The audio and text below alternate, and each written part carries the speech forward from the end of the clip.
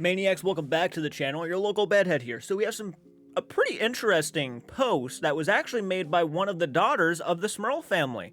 And they give their slight thoughts on the Conjuring film. Now, obviously, before we really dive into this, actually, I'll just go ahead and read you what it says, and then I'll give you my thoughts, of course, during and after. Let's go ahead and read it by Carin Williams Smurl.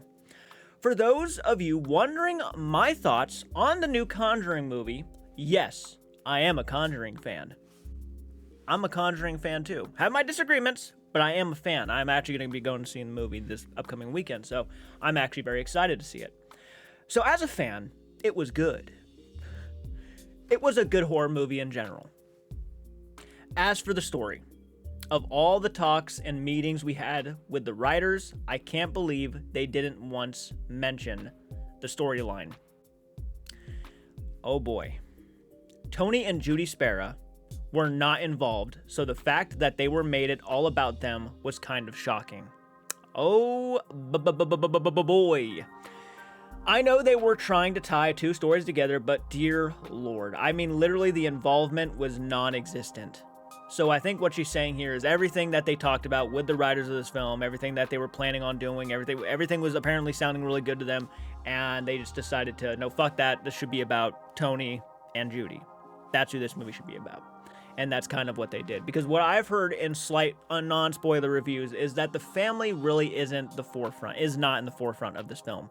It's not really about the family and their struggles, which is disappointing because I'm hoping to get a little bit of that in there, but the reason why I love The Conjuring 1 so much is because, yes, the Warrens are there and they are very likable, but the family is likable too. You hate seeing them in this situation, so the fact that we kind of get them thrown to the side is a bit disappointing to hear. I'll give you that. It actually is kind of a bummer because I do like relatability with the people who are experiencing this stuff. Because I believe myself, I grew up in a haunted house, so I have a lot of relatability to what they might be going through and what they're trying to explain. Do I for sure know if even the hauntings are real? No, I don't.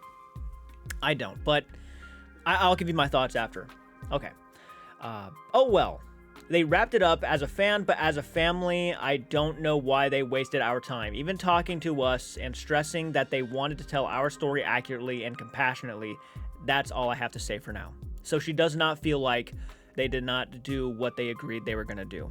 Was that they were going to show, this movie was going to be nothing but showing the family a lot of respect and accuracy when it comes to the movies. Now, I should also go ahead, like, I understand that completely.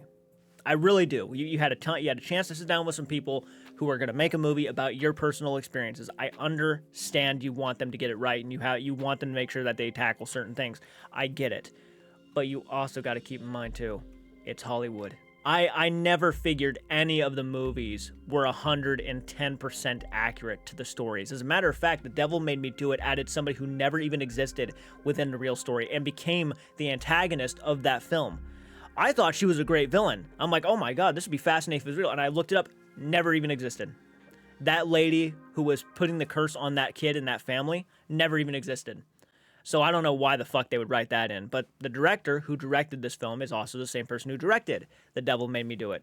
Which, The Devil Made Me Do It, the more I watch that film and the more I actually look at the real story about, what was told, I thought the real story was still scarier. Again, Hollywood, sometimes they nail it, sometimes they don't. And most of the time when they don't, what they should really do is focus on what the real reports are about these hauntings, because some of them, whether they're real or not, are kind of freaky. It would have been awesome. Like the story about The Devil Made Me Do It, where apparently this little boy saw an old man at their new house.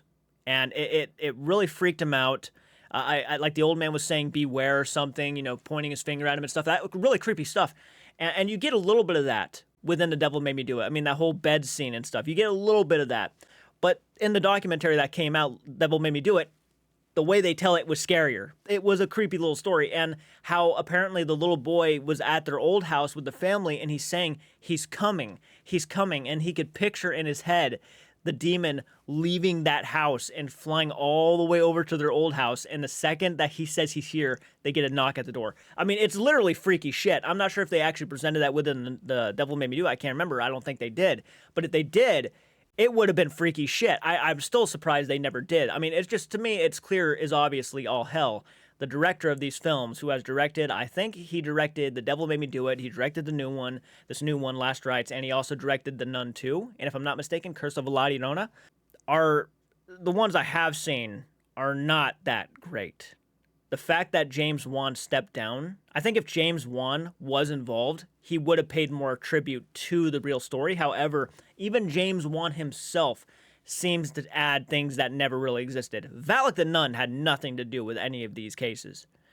Okay, it's Hollywood being Hollywood. They want to add creepy elements that they think would be creepy, but never really had anything to do with the real story, which I think was actually one of the biggest downfalls of the Conjuring franchise and why it was being ran into the ground. Because they were adding a bunch of unnecessary things to what are already some pretty creepy little tales. So it's a bit of a bummer, but at the same time, like, I understand where Carin is coming from. At the same time, though, I don't think she's all too surprised that this is what happened. I think she's surprised, but I don't think she's insanely surprised, because this is how they do it. Like, if they ever made a movie about me, I'm sure that at some point ninjas would be involved. You know what would make this moment really interesting? When Jordan is, like, sitting down and he gets, nerve damage in his arms. If a ninja broke through his window and tried to kill him, that would make it interesting. And a ninja would break in my window. Never really happened, but in the movie it did. Seems like she wasn't, insanely mad, but it sounds like she was slightly disappointed that they never really made the movie about their story, which is kind of what, in her defense, that's what I go and see. I don't care about all of this bullshit that's just added in, just to add it in to make it scary. I actually am fascinated with some of these true stories. I think some of them are fascinating, whether or not they're psychological, they're really paranormal, or they're just completely made up bullshit. Some of them are fascinating. But that's, at the end of the day, I go into these movies for entertainment purposes only anymore, because I really have a hard time believing in any of these stories anymore, unfortunately. Anything the Warrens are attached to, my belief starts declining immediately. What do you think of this? Do you agree? Do you disagree with me? Let me know your comments in the comments section. I think it's a fair little rant. I heard that she actually took the post down, so I'm not even sure if I'd see it if I went back to her profile. It's Hollywood. They're going to do what they want anyways, and the reality is the Warrens, Judy not so much, but the Warrens are really the heart and soul of the films in general, the franchise. So of course they're going to make it more about them than they're going to make it about the family.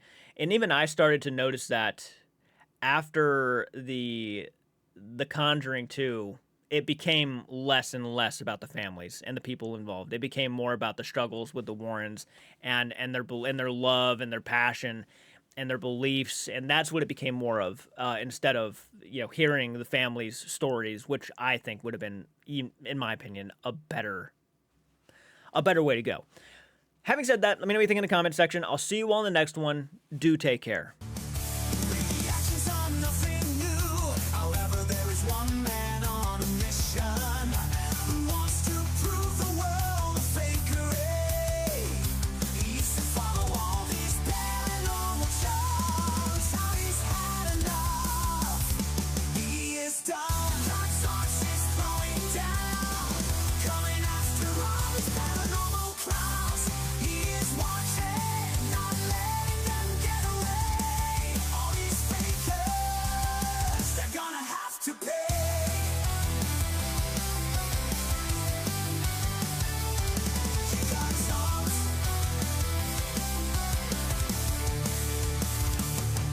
Chicken Talks is throwing down.